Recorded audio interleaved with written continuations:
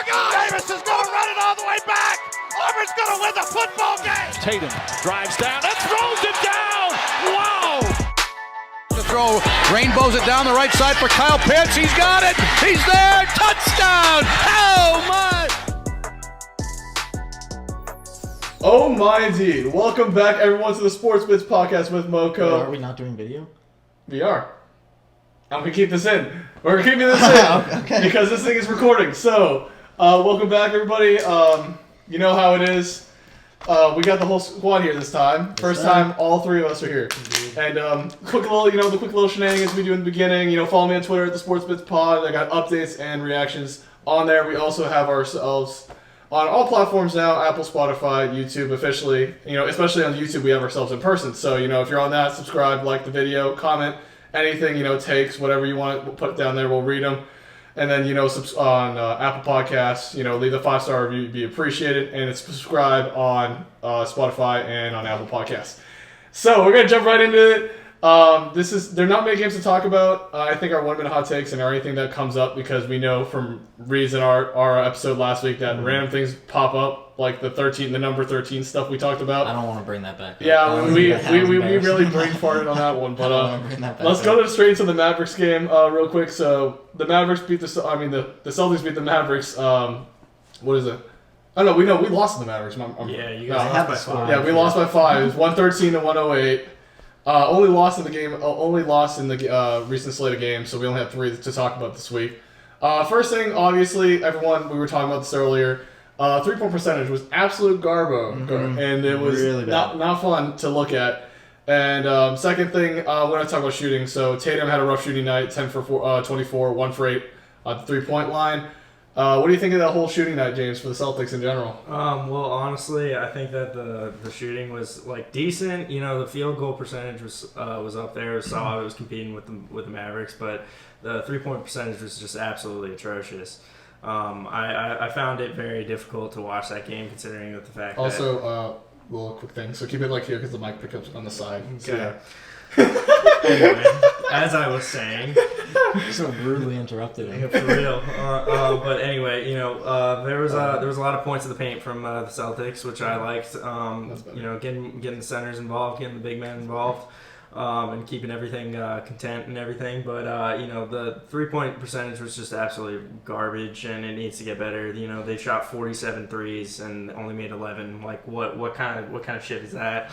Yep. But yeah, wasn't a big fan of that. But yeah, I mean that's pretty much all my 2 cents on it. Yeah, shooting's important. Not gonna lie. Pretty much took the words right out of my mouth. Yeah. I mean, I'll be honest. Is there much to talk about when it comes to shooting with this? I mean, I feel like It was a good game. It was a good game. You It's watched just yeah. I watched the highlights in that last 2 minutes. It was relatively close throughout the entirety. It's just it was a lot more difficult to watch it when the Celtics just genuinely couldn't hit a 3. Yeah. Yeah. I mean that's every night for some of our players.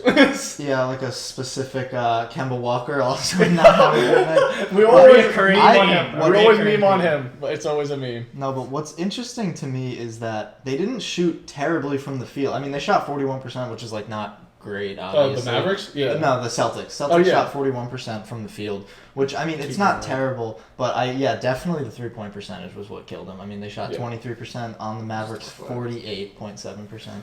Yeah, on average, I think we shoot about 30-35 for a three-point line, so that's pretty average for us, and it's just sad to see anything below 20 or anything below 30, I would say. The last thing I saw was quite interesting, steals. We had 11 steals that game. Yeah, which is solid, but honestly, I mean, Tatum had 3 of them. Jaylen Brown had 4 steals. Yep. So obviously they were. Did Robert Williams play this game? Because I didn't look at it because I know Robert Williams was out for the Hornets game. Yeah. And the Rockets game. Was he in for this game? No, he was not. So he's been out for the past 3 games, which is why. Great for me. He's on my fantasy roster. Yeah, but also he's our starting center, so we kind of Tristan Thompson's out too. Yeah, but I don't think that he has a very long-term injury. I think that it's just very mellowed out, and he's just taking a couple breaks and resting some games. On ESPN it says he's out for an illness. Yeah, so it's not anything that drastic. So no, I mean he'll probably be back by. Is he playing tonight? Actually, he might actually be playing. The game is playing right now, so we can look at it. Right now. But the one thing I wanted to talk about, because it's funny enough that Tristan Thompson and Robert Williams was out. Right. And we still beat up on the bad teams, but it's just if that ever happens, like I feel like we're screwed because like Mo Wagner and Luke Cornett has not had enough time to get acclimated into our system. Yeah, and I think those are two just big guys right there that you're just going to lose a lot of size on the inside. Yeah. Especially since Luke Cornett is 7'2", but Right. like you just said, he still's got to fit into the system. He's got to like take a couple more games, I feel like. Yeah. So he's definitely not going to replace Robert. I mean, no, I don't think no one's replacing Robert Williams anytime soon. Well, but you know what I mean. Yeah. For the starting. Well, that's why I'm very happy about like what after the trade deadline. Because, after that, they kind of established Robert Williams as being their starting center. And, with that being said, like, realistically, even though he's out for a couple games and hopefully he's back tonight, he is back tonight. Yeah, so there you go. He is back tonight. So they're gonna make him like put in the work, and I think that had he played in the Mavericks game, they probably would have won. I agree. Yeah, hold down KP because he was doing pretty well. Yeah, he had 19 KP had 19 points, plus minus of 15. So he's playing defensively as well too. I mean, he's playing defensive. He's playing defense against Mo Wagner and Luke Cornett. Yeah, exactly. Like I feel like if Robert Williams was in, he definitely would have given him more of a run for his money. And both of them didn't do that bad throughout the game, right? Yeah. No, they're not. Respectable. But one thing that, looking at the box score, that I noticed, so Evan Fournier, Evan Fournier. Yeah, Fournier. Evan Fournier played 31 minutes, only took 6 shots, made 3 of them, so he had 6 points on the night, 1 assist, 3 boards. Mm-hmm. So, I mean, I think that coming in off of this trade, there was like not a lot of hype, but I know we were, me and James were saying that he's probably going to play decently well. And then he had a couple stinkers. We talked about it in the last one. And I said that I don't expect him to continue playing like that, but obviously, what have I said on the show that is correct? Nothing. I'm always wrong. Yeah, we always come up with the worst predictions ever. But also, speaking of Evan Fournier, he played really well against the Hornets and the Hornets and the Rockets. Mm-hmm. If we don't transition to that, because I don't think there's really much else to talk about in the Mavericks. Yeah, I mean, it was like I said, it was a close fought game, but at the end of the day, nothing much happened. Yep. So yeah, it is what it is, and we have 2 blowout games. They're both trash teams. Let's be honest. Yeah. Especially the Hornets would not be trash if Ball and Hayward were healthy. I think they would. They were a good fight. They were playing great. When they were like a threat. Oh, yeah, the 1 and 2. Are they above 500? They were above 500, and now they're at 500 because they're out. Yeah. So I knew that they were playing really well together. Yeah. And just honestly, like watching LaMelo Ball play is scary. It is scary. I'm not gonna lie, because like I'm watching. Well, he's out for the rest of the season now. Well, he's done now. Yeah. So which I think is very unfortunate. That basically lost his chances at Rookie of the Year. Exactly. Yep. Which I mean, I don't know if we've brought it up before, but I'm on the Anthony Edwards train. I agree. I was on that train before. Especially now when he's injured. Like, there's not much else. I wanted Wiseman realistically, but he's just not doing enough for the Warriors. He's just not. Yeah. People thought. Speaking of the Warriors, did you guys see that insane blowout? Yeah, it was terrible. They won by 60 or whatever. Yeah, it was. Oh, who did they play? Was it the Raptors? No, I think it was the Raptors. I think it was the Raptors because Gary Trent had a franchise record of like a plus minus of 56 or something like that. He's crazy. And he got me like 41 fantasy points. Yeah, he tore up that game. He's the Norman Powell on steroids for the Raptors. Pretty much. Well, also to be fair, Lowry is out. Yeah, that too. So I think Gary Trent's definitely getting a lot more usage, which is good for him. He's obviously producing. Yeah, quick score update. So it's in the 4th quarter, 6 minutes left for the Sixers-Boston Celtics game. It is 90-76. Sixers. Yikes. Hey, competing with one of the best teams in the league right now. Yeah. It's not that bad. How's Randall doing? He's like Julius Randle? Julius Randle was not on the Sixers. Fuck. Oh. Dude, I was thinking of the Nets, the Knicks. You said the Nets, not the Knicks. Wow. Wait, you're not having a good day, my friend. No, clearly not. Wow. Oh, but interesting. Yeah, so I'm just gonna quickly talk about Robert Williams. Has 4 points, 9 boards, 1 block. For his first game back, so it's not bad. I would ask you to edit that part out, but I know you're Well, it's also in the middle of the just third, for right? Or is it no, and also I'm not adding the swears either, so I'm not gonna edit out anyway. It's in the 4th. It's in the 4th, mid 4th, and funny enough, Evan Fournier is not playing this game. So actually, let's talk about that right now. Let's digress into the current Sixers game. Would Edwards Fournier make this closer? Just think this off of because we're not watching the game right now, but like I mean, depends on how many minutes he's getting realistically. assume he gets about 15-20 minutes. If he's as getting a six 15 man. 15 minutes, I feel like 20 minutes. Let's do 20 minutes. So that's a 6 We'll man. say on Six man. average 20 minutes he's a 6 man. We'll say that I would say that he would probably put up at least 13 points with a couple assists and a couple boards Against the Sixers? Against the Sixers. Mm-hmm. I don't know if he would drastically help, but he would definitely help a good amount to where that they would probably be tied with the Sixers at the moment. Because they're down 14. Okay, so we're isolating his points as there is. Okay. Because I don't know. I mean, just the way that he's been playing. Because so he played well in the Rockets He needs game. to played well. He needs to fit into the system. Yeah, he did pretty well. Well, he's also playing his trash team, so like we have to put that in consideration. But also, like if he was playing this game, he would take away shots from other players. Yeah. So there's a lot of factors, but I think you're right about he would score 13, 14. Right. But I just don't know how that would affect everybody else's scoring right now because everyone else is doing really well. I agree. Kemba, he's actually okay. 3-point. Okay, never mind. No, we're not gonna talk about him. I'm not going to go on another tangent about Kemba Walker. No, because we can talk about that yes. for hours. Let's go back to the Rockets game. Did you have any notes about that? Like anything about the... Especially, let's talk about the Rockets. Like, how do we feel about the Rockets after the Victor Oladipo stuff? Because we're going to talk about that later. I mean... Sneak peek about what happened later. They're playing very poorly recently. They had, I think, a 20-game losing streak at one point. KPJ's not holding them as much as, or not helping them as much as they would want. Yeah. No, and I think John Wall is also. He didn't play in the Celtics game. I don't know if he's still out consistently, but I feel like they're just having so many problems on defense and offense that it's just like they need to blow. I mean, they pretty much did blow up the team at this point, but minus Christian Wood. Yeah, minus Christian Wood. I'm not sure what their draft picks and stuff look like, but at this point, to me, it looks like they need to be heads up in they need to be in a rebuild mode. That's you know what I mean, just because they're just not offense. They're just not producing. I'll wait. You know, I mean, KPJ he has good nights, he has bad nights sometimes, but I mean, also their defense. KPJ had a plus minus of minus 24. Christian Wood with minus 19. Jashawn Tate with minus 18. The thing is, I don't know if the plus minus accounts for their averages of the season because I feel like it's not. I don't know. The thing I don't understand about plus minus, the only thing I haven't figured out is it game by game or is it by the season wise? So example, you're supposed to. So okay. So I thought it was potentially for season you're supposed to average this amount of points, but if you score under that, it negatively affects your plus minus type of deal. Yeah. Well, they have a season. Plus minus, okay. If you look at the stat sheets after games, it's game by game. Okay. Mm-hmm. And that's why you see after so many games, the losing team always has negative side.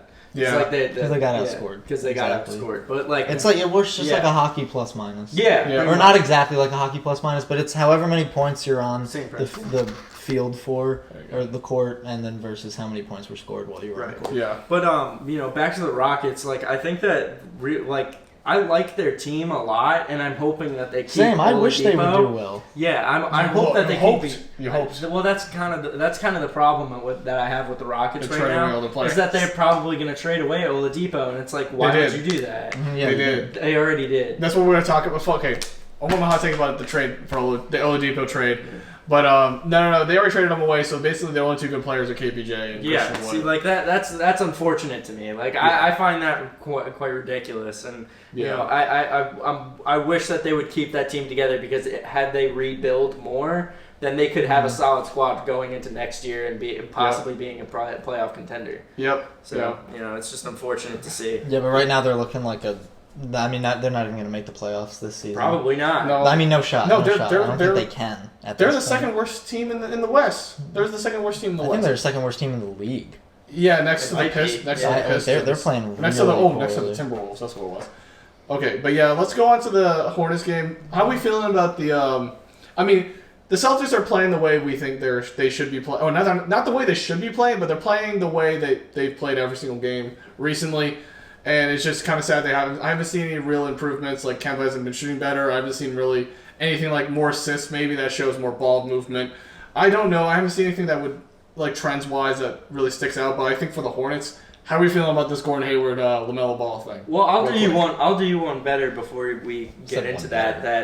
The Celtics should be playing like this every game. This is how the Celtics should be playing. Yeah, blowing teams out. Blowing teams out. They have the potentials for it. They have all the star talent. As much as I trash Kemba, I know James was low key defending him yesterday. Yeah, well, yeah. Of course, I'm gonna try and defend Kemba as much as I can. I mean, but as even much though he's crap having as a we do garbage talk, season, as much crap as we do talk about him, to be fair, he is still an NBA player. His Obviously, he can play basketball. He can't. Yeah, I know. You are defending that he's maybe this is like an off season for him. Yeah. Like I'm hoping that it is. Yeah, let's not. I hope so. Not. I mean, if this is gonna be a consistent thing, then I think he's got to get out. His years in the league are very limited. Very low. Yeah, that's the thing. Like Hit the bus. See, guys, I have more. Take a hike. Yeah, I know you guys. I know you want to defend him because for me, as a Celtics fan, I have more hate, more criticism on him just because he's on my team. Yeah. If Kemba was playing like this on the Hornets, I don't think no one would bat an eye. I agree. 100%. Because no no one cares about the Hornets. Yeah. Now they do. Especially now that people LaMelo's do. out, I don't think I've heard anything about the Hornets. I've heard no news about the every Hornets. time I'm scrolling through Instagram minus or something. Ball's injury. We never. Yeah, but every time I'm scrolling through Instagram, I'm always seeing LaMelo Ball highlights. His lobs to Miles Bridges and all that. Terry Rozier, but now I'm seeing nothing. Yeah, people just don't care anymore. Bleacher Report has nothing to report on anymore. Yeah. Exactly. Well, because they were jerking this dude off for the whole season, for lack of a better term. I'm sorry, but I don't know how else to put it. We're going to be very explicit this episode. But I mean, really, that's there's a lot to say. Everyone really was, and they did the same thing with Zion when he came in, and now for about 20 minutes, exactly, and now no one looks at him. I'm gonna have to anymore. age restrict this episode. I usually don't have to do it, but now I have to age restrict this episode. But it's fine. It's fine. I usually one swear word can get past the age restriction on YouTube, but it's fine. Yeah, we'll see if that continues. Exactly. We're already at the point where we swore too many times for me to I can't write it off. No, I meant if it continues as an age restricted. Oh channel. yeah, no, it will.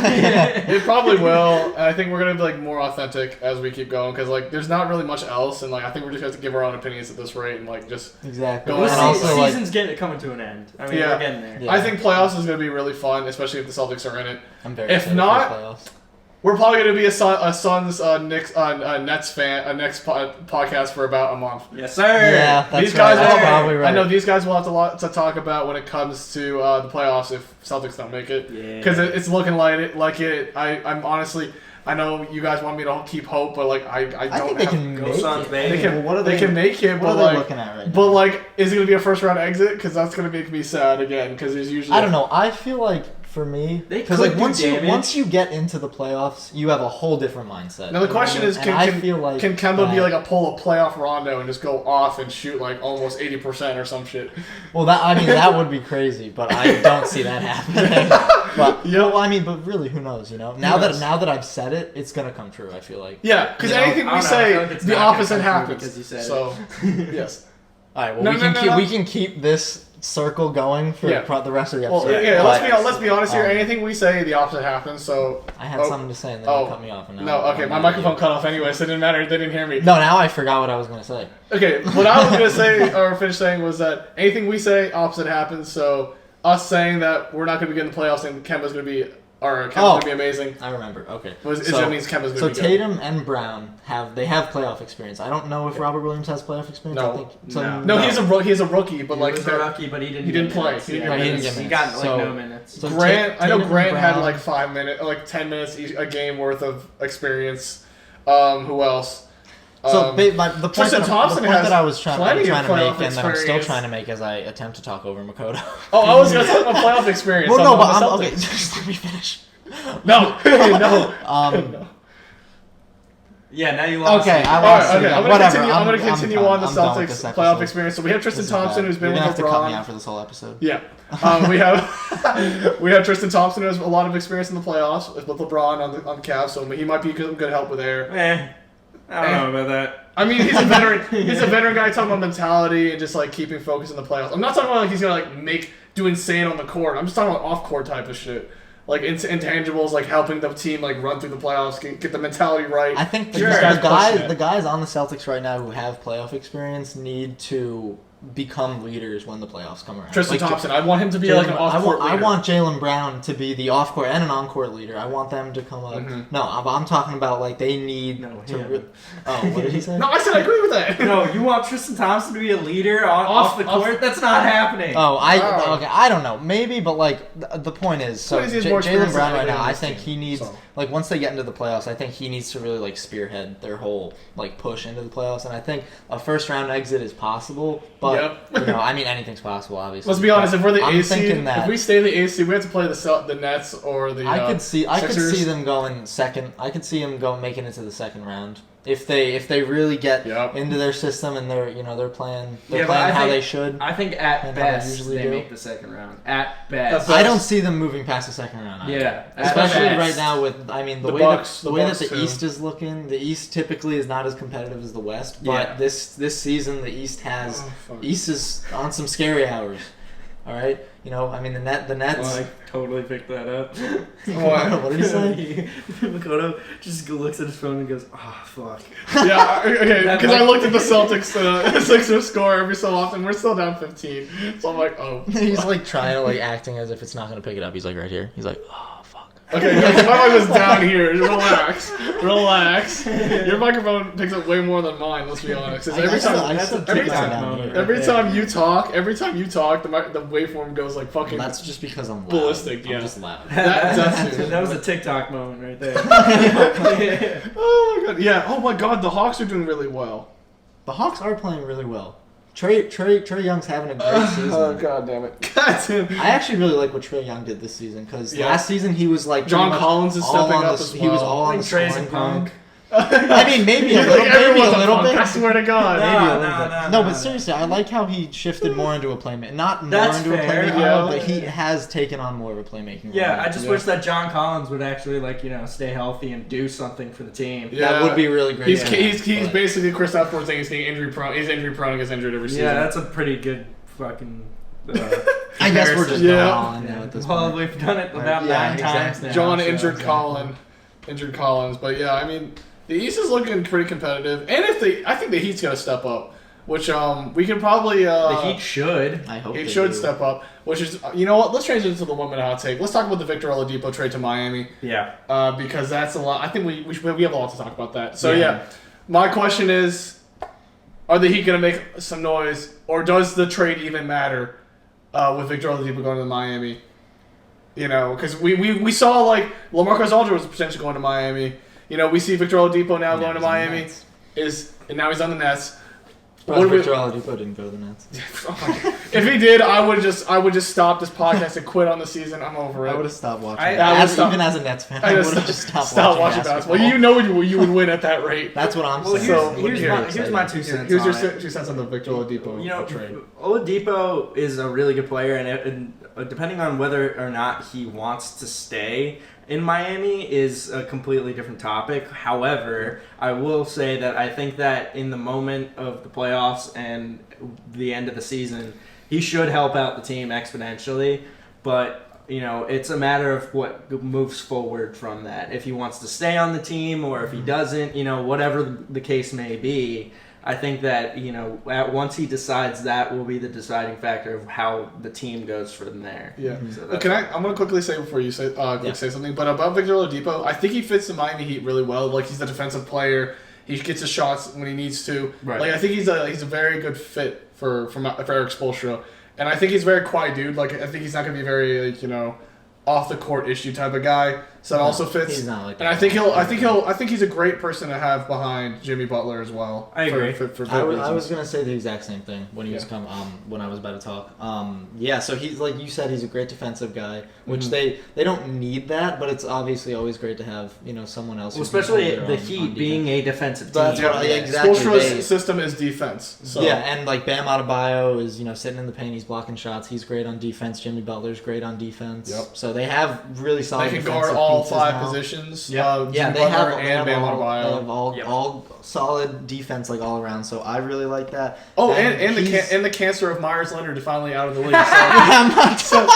So wait, he got traded and they got immediately dropped. So I'm gonna put that out there. Now he's straight out of the league right now. He's just his one anti-Semitic comment got him out of the league. Did you guys actually see how he did it too? Yeah, I took straight offense to that. Oh yeah, because Yeah, he was on the stream. He was on a stream, and just it just came out. And I don't think he even. he said it was notice. I don't think he did. That's what I'm saying. It was just so organic for him. Yeah, it was organic. Very It just came out. Usually when people say they usually oh my bad they usually would cut it, or they would just they understand they would say it, but this man kept going. He didn't even skip a beat. He's going, yeah. I was like, that was yeah. But anyways, he's gone. So I think Day in the office, That's exactly, really just another day in the office. Hey, I think this makes the Miami Heat better. No more controversy. I think that's going to help the team. He didn't even have minutes anyways, so it's not like he sucks. Exactly. Myers Leonard. Have you ever heard of that name before? I don't think so. No, he's the backup center for the Miami only Heat. reason why I knew Actually, no. him is because Kelly Olynyk was the backup center. Yeah, he was. So he was the now backup to the backup. They traded Kelly Olynyk, but he was the hype man during the playoffs for them. He was? He was always screaming on the bench. Yeah. That's the only reason why I even knew who he was. Why don't you back up? Back up. Yeah, back up and make a shot. God damn. But yeah, I don't think Victor Oladipo is also not a crazy shooter in terms of he doesn't take a whole ton of shots. Yeah, which is why I like him a lot because he doesn't need those shots. He's a very smart shooter. Exactly, he takes good shots, and his percentages aren't fantastic, but he's shooting above 40% from the field for pretty much every season except for one. Right. And then he's not a great 3-point shooter, but they already have, I think, everything that they need. They're not a 3-point shooting dominant team. Which other than Hero and pretty much Duncan Robinson. But no, They I was actually going to comment about that. Roles. They traded and they got Bielisa, who's a really good 3-and-D player. I mean, a stretch four. I mean, he's just older. He's older, but he's also a good stretch four for them on the bench. So I think that's going to help their bench unit. Minus Myers Leonard. Myers Leonard couldn't shoot compared to Bielisa. No, 100%. So I think Bielisa's going to be a good add to that, and also not to mention they got rid of Kelly Olynyk, but we saw he's no one cares. No one cares. I think Bielisa's a better respectable player. Well, I don't know. I can't compare Bielisa to Olynyk. I think Olynyk was better in general. I mean, Olynyk technically better, but that's only because he's younger. Yeah, that's Bielisa has been in the league since what? Also, 2009? Olynyk has cried multiple times in the playoffs with the Celtics, so I'm all I'm going to say about him. So what do we do about that? Yeah, that's crying. We have someone at our door. Let me go. We'll be a minute. One second. We'll cut this out. Well, we got an extra guy up here. He decided to knock on the door. Say hi to Kyle. And hi to Kyle. Yeah, he decided to knock on the door and disturb the Just podcast. looking at your compressor. It's pretty nice. Yes, sir. Yeah, our virtual compressor on GarageBand. But yes, back to Olynyk. We said he was better, but I think Bielisa is just a better, locker room guy. Yeah, definitely. I would definitely say he's a better locker room guy. I mean, overall, Kelly Olynyk does help a lot, but in certain aspects of the game. But he's not essential. Neither is Bielitsa, but I feel in certain situations he's kind of like a Joe Ingles type, where he'll hit a clutch three every once in a while. But I think Joe Ingles has played a lot better than just hitting clutch threes. Well, yeah, no, I agree, but that's also because Joe Ingles is a better player. Fair, Joe Ingles is also playing in one of the best offensive systems in the league. Yes, exactly. Yes, that's who. Yeah, I think not just the best team; they just have a system that's killing it. No, they have they have great coaches. They have great player development. Everything all around with that is really good. Yeah. So they have you can tell we're straying away from Victor Oladipo because we overall agree that Victor Oladipo was a great pickup, great trade. Yeah. And they got basically nothing. They basically traded away nothing. They traded away a bag of chips for bag of chips. Yeah, bag of chips because I think it was the trade was. I didn't look up the exact details, but I think it was Kelly Olynyk and who was it? Harkless. I think it was Harkless and Harkless was on the Rock. No, what's his name? Oh, Bradley. That's what it was. Avery Bradley and Kelly Olynyk and a couple second round picks. Yeah. For Oladipo, which is a steal in my mind. Yeah, that's a great pickup. Victor Oladipo is gonna, I think, only bring good things to the Heat. I think that the Miami Heat have something going, but it was unfortunate that they traded away Oladipo. Hopefully that the Rockets do well without him, but I think once John Wall comes back, I think they're going to start hopefully winning more games, but I think they're pretty much out of playoff contention for the rest of the season. I agree. And I don't think anyone really assumed that. I mean, maybe at the beginning of the season when we saw John Wall was going to team up with in Houston with Christian Wood and I know then they picked up Victor Oladipo. And they had Cousins season. for a little bit too.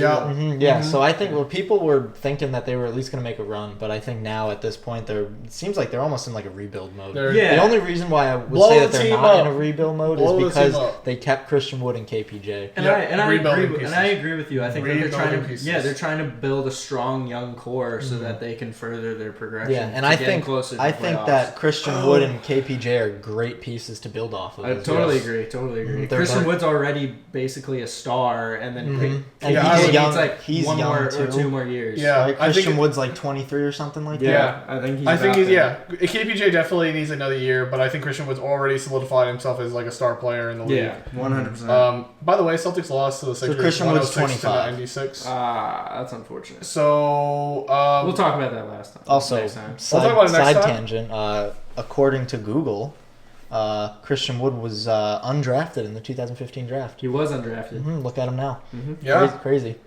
also Came up from the G League, I believe. KPJ coming out of nowhere because he has so many off-court issues, and now look at him, he's playing all right. Hopefully It's he's just the locker room, It's man. consistent, It's yeah. just a locker room scenery change, and Yeah, I think he's in the groove. he's got a great thing going with him right now. Yeah. I think that I don't know exactly how much they're doing this, but if John Wall is like kind of mentoring him a little bit because they're both point guards and KPJ can pass the ball really well as well, just like John Wall. So I think that if they're working together and John Wall's given him that veteran oversight, Right. I think he's only going to get better. I said that last time, and I'm going to say it now. I He's only gonna agree. get better. I totally agree. I think that the Rockets will have something cooking. Not to chef up James Harden, but yeah. but yeah, no, I think that the Rockets are have something cooking. They can make more progression within the next 3 years. They have time. They have a bunch of young guys that they can build up more. They have a bunch of draft picks. But I think that the Miami Heat are looking strong right now. I'm hoping that they keep Oladipo and they don't trade him away after fucking 20 games. Yeah, I hope they don't So, trade him either. yeah. I really want to see how they work out. Because also, I love watching Jimmy Butler play, and he always fits in with like whatever system he's Except in. for He's the always, Timberwolves, who had all lazy, bummy players. Well, who yeah, I mean, he could did be like crapped on. he in the had to put that practice. entire team on his back. Yeah, I know. But my point is that I'm excited to see like how they're gonna work with another veteran guy coming in because Victor Oladipo is 28. He has experience. He's basically in his prime. I'm pretty so. sure he has playoff experience. Yeah, he did. Yeah, he definitely Pacers has. on the Yeah, Pacers, he too. definitely has playoff experience. So I think that he's gonna bring something And the really Thunder. good to the table. And the Thunder. Yeah. The last thing I wanted to talk about, let's talk about this real quick since I just revealed the score. Sixers beat the Celtics tonight, 106 to 96. How'd Julius Randle do? He didn't do too bad. He did good. He's a really good scorer. He was averaging a triple double. So I think he really did contribute to the win today. I mean that's like what else? Yeah, what that's else can you unfortunate. say He about didn't him? play. Yeah. Yeah, well, he's in spirit. He's there in spirit. He's there in spirit.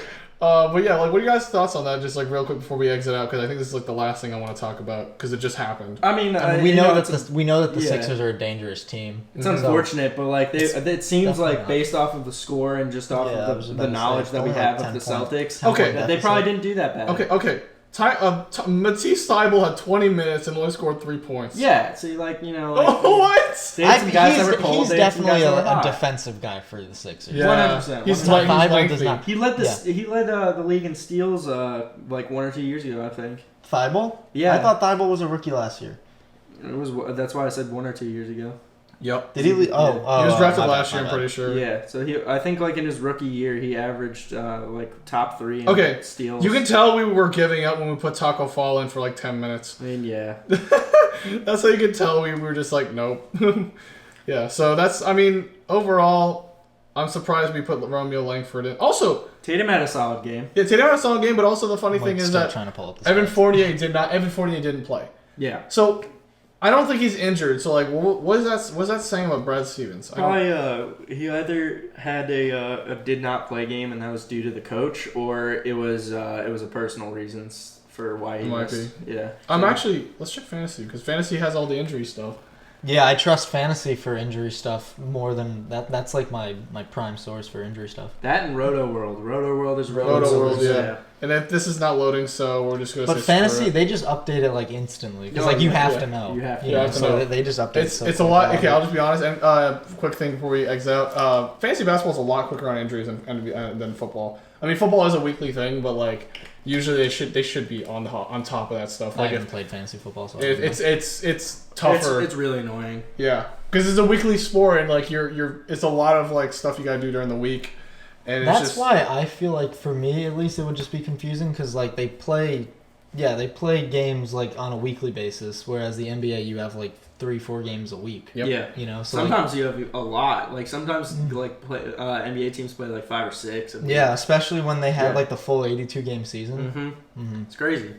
Yeah. It is crazy, James. It is. It's crazy. It really is crazy. Damn, But no, that's I hope that next season they keep the 82 games because it would be unfortunate if they continued with the 72 game series. Yeah. So it's like I'm so torn between the two things because I like what football does where they have only 16 games in the season, right? Yeah. It's less time commitment per week. Well, it's less time commitment, but also each game holds a lot more weight in terms of the playoff race. Yeah. You know, and with the NBA, you're playing 82 games a season. Each game doesn't matter as much. That's why people like Kawhi Leonard are sitting out so many games because they're like, oh, do we really need to win this one? As long as we're making the playoffs, we don't. I'll carry you to the conference championship. Exactly. Basically. Like Kevin Durant has been out since February 12th, and I'm sure that he could come back, but sooner. But they're being very careful with him because they just want to save him for the playoffs. They're a lot more cautious with players nowadays. Yeah. Which is that's an especially KD because he's been out for like almost 2 years. That's an interesting topic because I know we talk about this every so often, but like, would you rather see the NBA with less games and having more games, like every game matter more, or would you rather have the same 82 games? I'm really torn. I'd rather have the same 82. I honestly, 82? I don't even know. I guess the only reason why I would say 82 just off the top of my head is because I like watching basketball and I want to watch more basketball. Yeah. So I like 82 games because it's more games, but yeah, it's definitely weird for me. Just I mean, I like the idea of thing. each game holding more weight. Yeah. You know. But I think the NBA has its own thing of having more games, and that's how it is. So like, you don't want to really rip off the NFL and being like, yeah, and they have their whole thing. Like, Adam Silver's not an idiot; he knows what he's doing. Yeah, so, there you go. You know, he's less of an idiot than goddamn Roger Goodell. But we're not going to go on Roger Goodell. This is not a damn NFL podcast. If it was, John Schneider would be here ranting about Roger Goodell. So it would be a interesting conversation if you want to talk about Roger Goodell with any of our fantasy football guys. But yeah, I think that's not as bad as baseball. They play like 166 games. I'm not a fan of baseball, but I mean that's really it. We didn't have much to talk about. I mean, hopefully we'll have something. I mean, again, this is like we're between the point. We're after the All-Star break. We're building up towards playoffs. We're seeing how these games play out, how the trades happen, how the trades are working out for each team. You know, we're gonna figure out how it's going to look for the playoffs, and then see where the seeding ends up being. You know, because right now, currently, we actually jumped up to the 7th seed from the 8th. So, if that matters, we're playing the Nets versus playing the Sixers or something like that. If that matters, we're still playing a hard team regardless. If we stay on this like lower seed path, so I mean, I would probably want us at the end to be like a 5-6 seed. If we can get home court advantage and get the 4 seed, I'll take it. But before we wrap it, we gotta talk about March Madness. Oh yeah. All right. We can talk about that real quick. Yeah. I mean, we watched it last night.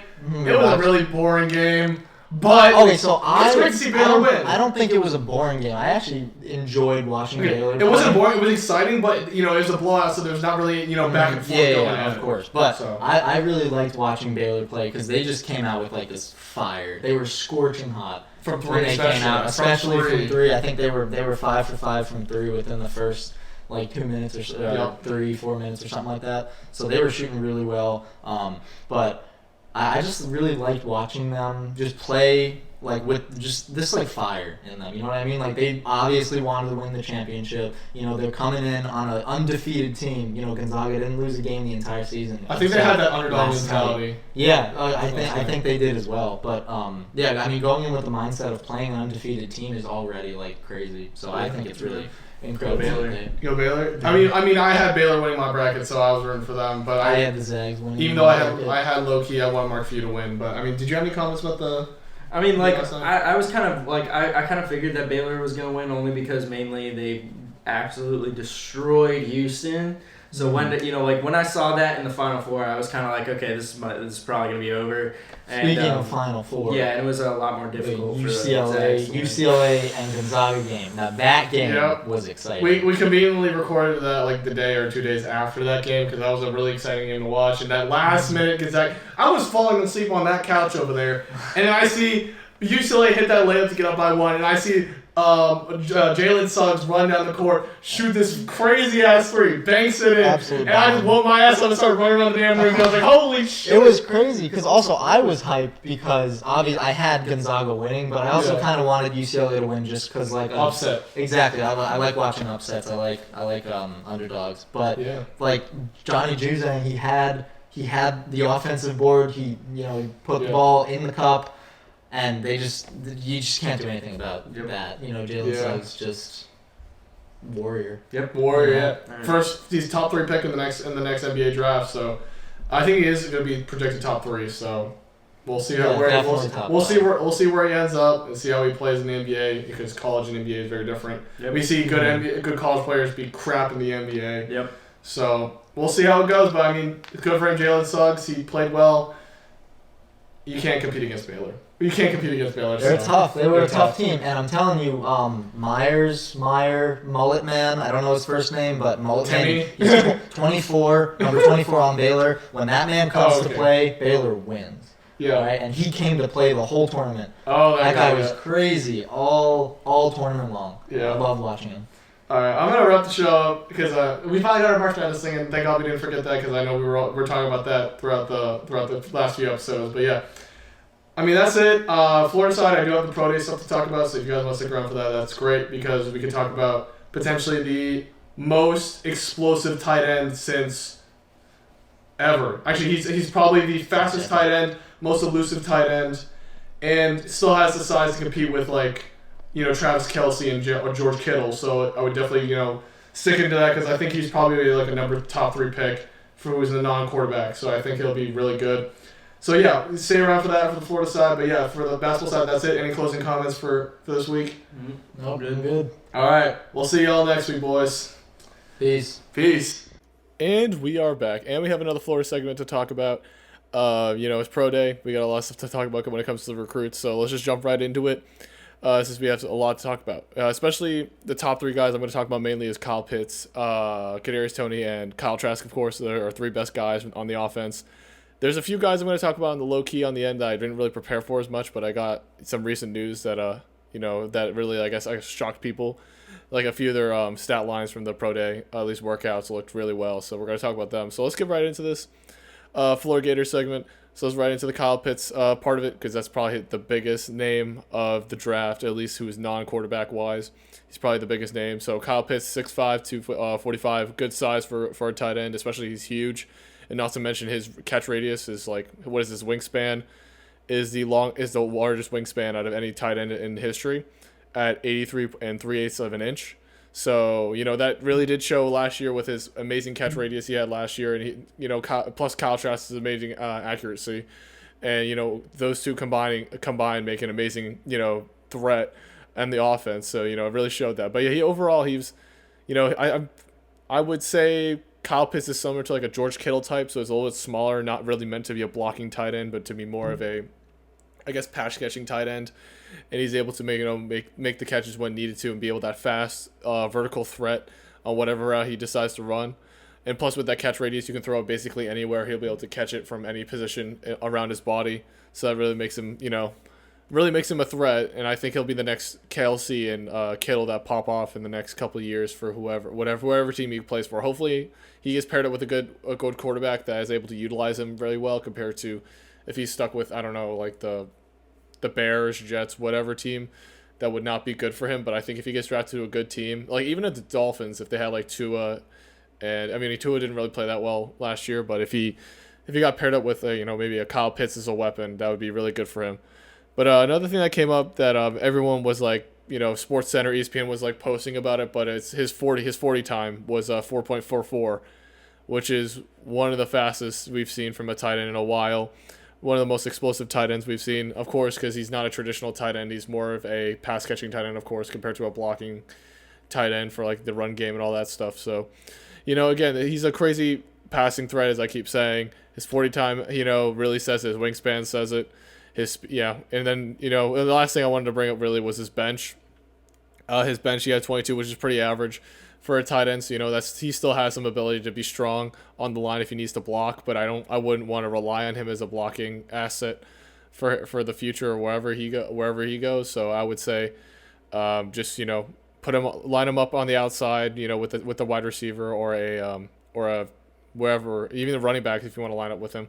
Put him on the outside, let him do his magic, throw to him on a contested 1-to-1, on a 50-50 ball 1-on-1. He'll make it an 80-20. I think that's what he's going to do. And I'm projecting he goes top 5 because I think once the quarterbacks are done, I think he's going to be the next skill position up skill position up for grabs, and I think he'll be top 5 right after probably Fields and Trevor. So we'll see where he goes, but I'm super hyped to see Kyle Pitts in the NFL. He's played really well for Florida. He gave us one really good year, which was last year with Kyle Trask. So thank you. And also he got the All-American plaque, I'm pretty sure. Not plaque. I forgot what it's called, but it's the All-American thing on the where that all the previous Florida Gators with All-American and who won an All-American first team have their name chiseled into the concrete. I think right outside Ben Hill Griffin Stadium. I think. Again, don't quote me on this because I saw it on Twitter. I saw it on the Instagram, which was really cool, but I didn't really remember where it was. But yeah, let's move on next to the Kadarius Toney. His combine was pretty average. He's 5. Okay, so let's first of all let's go physical traits. So let's go 5. He's 5'11", 193, pretty good. 40 time 4.39. It's crazy fast, but I think we all know he's fast, but I think he's more known for his elusiveness. So we can look at his 3-cone drill, which is 3.88, pretty good. His broad jump, which is 136, which is crazy above average for a wide receiver. So that's good for him. I don't know if that really says anything about his abilities. I think you really need to look at his film over what he does at the combine. Again, I think he's not a combine guy like the next guy I'm going to talk about, which is Kyle Trask.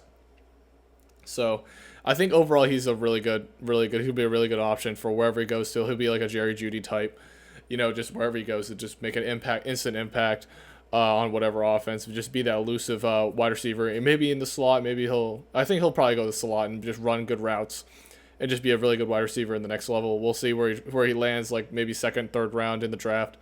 I don't think he'll be a first rounder. Maybe he'll be a late first rounder. I don't know who wants to draft him. Again, I haven't really seen any predictions about these most recent guys other than the top 5, of course, but I haven't seen some guys second rounders, whatever, they're going to replace those guys. So I think Kadarius Toney's a later end first rounder, upper second rounder. That's of course me praising him because he's a really good wide receiver, but I think he has the potential to land there, especially if you see his film and see what he's done in Florida. He'll be a really good option. Next thing, Kyle Trask. His raw numbers aren't good, but they're pretty average for a pocket passer. So you think of a Drew Brees, Tom Brady type. They're not meant to run so much. They're meant to just make accurate throws, throw them in those tight windows, and be able to execute at a high level, reading the defense, etc. So throwing drills. Everyone was saying he turned many heads. He did really well. But his, he can make a 50, the quote here, he can make a 50-50 ball become an 80-20 ball with his accuracy. As I said, he's a Tom Brady type, but I think he has a little bit more arm strength than those guys, especially since Tom Brady, Drew Brees, and all those guys are a little bit older. But I think he has potential to be a really good pocket passer in the next level, if that's how he's going to be, because I don't know how the NFL is going to change. The NFL is looking more at multiple quarterbacks who can break out of the pocket and create plays with their legs.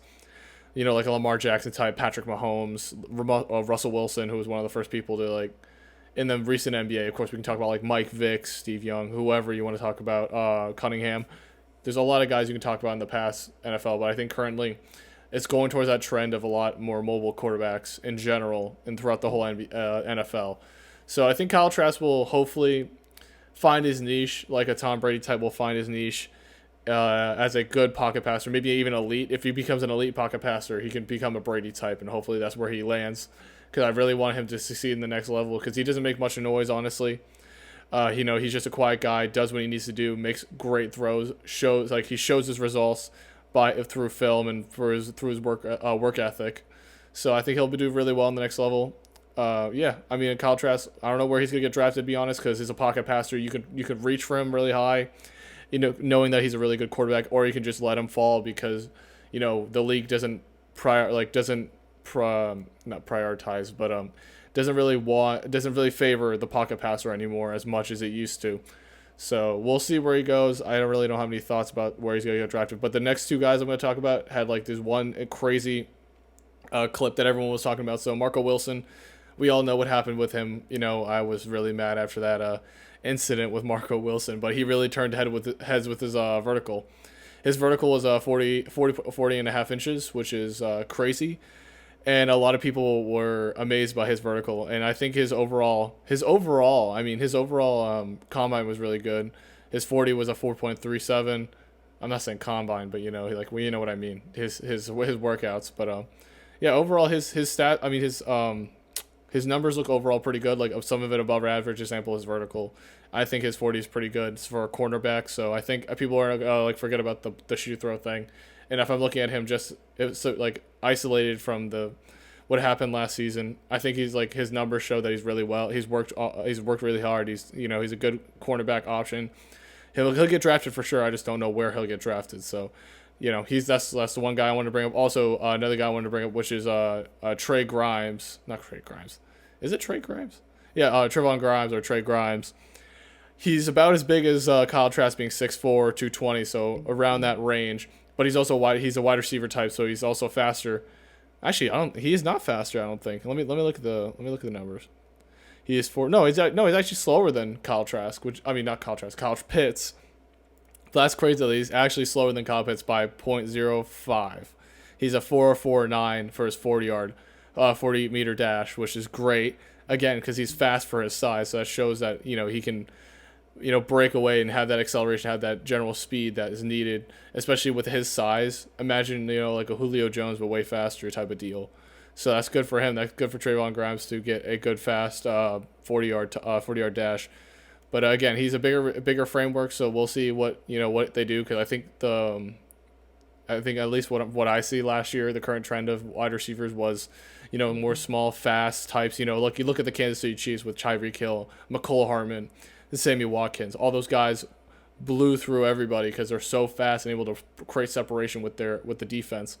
So we'll see how that goes with a bigger type of wide receiver who are not as favorable in the NFL. But his 40 time gives him hope. I give hope with his 40 time being that fast relative to his size. So he could find a place in somebody's offense wherever he wants to go, wherever he gets drafted. So I think Trevon Grimes will do well. I don't see anyone else that really was, really head turning. We had our guys, the safeties, Donovan Steiner and Sean Davis. I think they did all right.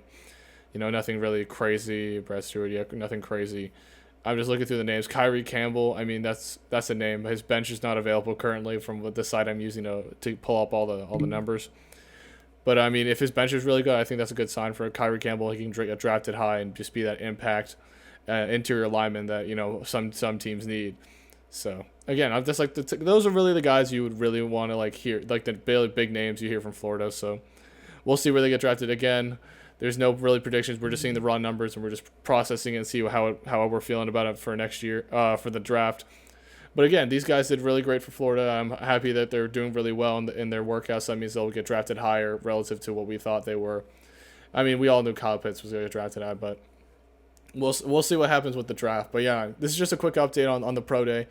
I do not know what news I'm going to be talking about for the rest of the season, rest of the off season. Maybe media day in the summer when that happens. When more practices come out, we'll talk about updates on what is going on there, because spring practice is officially over. And I think some other teams are still doing their spring game, spring games and their practices, so they're getting through that stuff. I've just been keeping up with that. Watching Georgia, George Pickens getting injured, which is sucks for them. Good for us, but yeah, I think seeing Georgia's updates, seeing on all Alabama where they're retooling. It's everyone's doing their own thing, and I think spring really is that place for that to retool tighten up and also, train up guys to be ready for the next season. We didn't have that last season, so most people were going in raw. But this off season is really good for, just getting back into the groove of things, getting back into the rhythm, just disciplining these guys, getting these guys work in. So yeah, I mean, we'll see what happens for the next month or so. Well, I don't know if I'll have another Florida segment anytime soon. If anything big comes up, I'll definitely, give my 2 cents on it. But until the summer practice and all that, I will see y'all. Peace.